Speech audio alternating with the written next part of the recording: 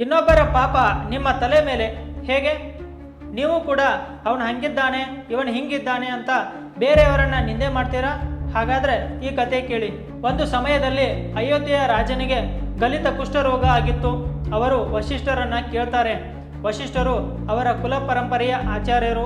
ಅವರನ್ನ, ಪ್ರಭು ಏನಾದರೂ ಉಪಾಯ ಇದೆಯಾ ಈ ಕುಷ್ಠರೋಗ ನಾಶವಾಗೋಕೆ ಅಂತ ಕೇಳ್ತಾರೆ. ಉಪಾಯ ನಾನು ಹೇಳ್ತೀನಿ ಅಂತ ನಿನ್ನ ದೊಡ್ಡ ಅಣ್ಣ ಯುದ್ಧದಲ್ಲಿ ಸತ್ತೋಗಿದ್ದಾನೆ. ಅವನ ಹೆಂಡತಿ ಇದ್ದಾಳೆ. ನೀನು ದಿನ 8 ರಿಂದ 10 ಗಂಟೆಯ ತನಕ ಅವರ ಹತ್ರ ಹೋಗಿ ಅವರಿಗೆ ಭಗವಂತನ ಚರಿತ್ರೆ ಹೇಳು. ಈ ಉಪಾಯ ಶುರು ಮಾಡಿದ ಸ್ವಲ್ಪ ದಿನಗಳಲ್ಲಿ ಜನ ರಾಜನ ಆಡಿಕೊಳ್ಳೋಕೆ ಶುರು ಮಾಡಿದ್ರು. ನಮ್ಮ ರಾಜ ಧರ್ಮಾತ್ಮ ಅಂತ ಅಂದುಕೊಂಡಿದ್ವಿ, ಆದರೆ ಇವನು ಪಾಪಿ, ಇವನು ಅವನ ಅಣ್ಣನ ಪತ್ನಿ ಹತ್ರ ಹೋಗ್ತಾನೆ ಅಂದ್ರೆ ಏನೋ ತಪ್ಪು ಮಾಡ್ತಾ ಇದ್ದಾನೆ ಅಂತ ಇಡೀ ಜನ ಮಾತಾಡೋಕೆ ಶುರು ಮಾಡ್ತಾರೆ.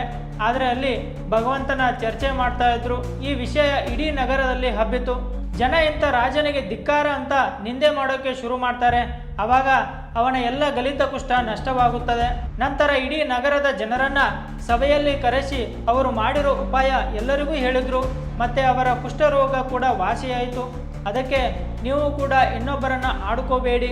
ಹಾಗೆ ಯಾರಾದರೂ ನಿಮ್ಮನ್ನ ಬೈತಾ ಇದ್ರೆ ಸುಮ್ಮನೆ ಸಹಿಸಿಕೊಳ್ಳಿ. ಯಾಕಂದ್ರೆ ಮುಂದೆ ನಿಮಗೆ ಬರೋ ಪ್ರಾರಬ್ಧನ ಅವರು ನಾಶ ಮಾಡ್ತಾ ಇದ್ದಾರೆ. ರಾಧೆ ರಾಧೆ.